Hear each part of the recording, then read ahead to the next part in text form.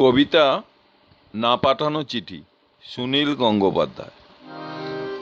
মা, তুমি কেমন আছো? তুলি কেমন আছে? হ্যাঁ, ভালো কথা। দাদা কোনো কাজ পেয়েছে? দাদাকে বলো ওর উপর আমি রাগ করিনি। আমার শরীরে আর রাগ নেই। আমি আর এক ফোঁটাও কাঁদি না মা। আমাকে বিক্রি করে দিয়ে 6,000 টাকা পেয়েছিলে, তা দিয়ে একটা গরু কেনা হয়েছে। তো সেই গরুটা ভালো দুধ দেয়। আমার মতো মেয়ের চেয়েও গরু অনেক ভালো। গরুর দুধ বিক্রি করে সংসারে সুসার হয়। গরুর বাছুর হয়, তাতেও কত আনন্দ হয়। আর বাড়িতে কন্যা সন্তান থাকলে কত জ্বালা। দুবেলা ভাত দাও রে, শাড়ি দাও রে, বিয়ের জোগাড় করো রে। আমি কি বুঝি না মা? আমি সব বুঝি। কেন বিক্রি করে দিলে তাও তো বুঝি।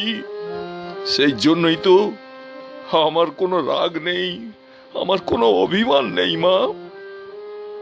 একবার কি হলো, জল বর্ষার রাতে আমি হঠাৎ দাদাকে বললাম, দাদা, মায়ের জন্য কটা টাকা আর তুলির জন্য।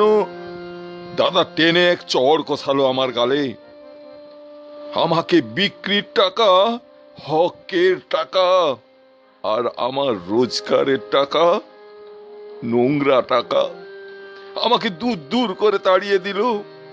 তবু আমি দাদার ওপর রাগ করিনি মা, কারণ আমি তো আর দাদার বোন নই, তোমার মেয়ে নই, তুলির দিদি নই।